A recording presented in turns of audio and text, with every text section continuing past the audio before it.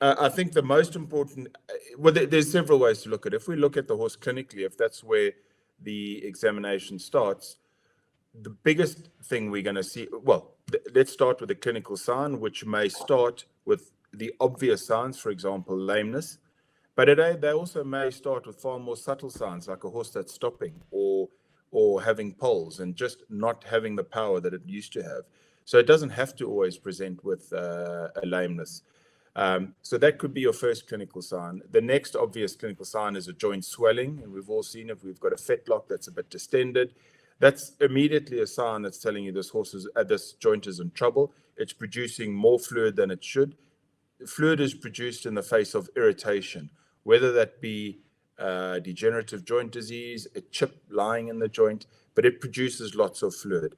And that fluid is traditionally very watery. So with a little bit of theory, it's the hyaluronic acid in the joint fluid, which gives it that tacky and that viscosity. That viscosity is very, very important to act. We call it a boundary lubricant. So what happens is when those two long bones meet each other like that, they never really actually hit each other. There is a fine membrane of hyaluronic acid and joint fluid in the ideal joint lining between those two layers of cartilage of the long bones. And it is imperative that that joint fluid is healthy to prevent the jarring and the repetitive loading of those joint ends. So that's the most important thing, is just to have healthy joint fluid.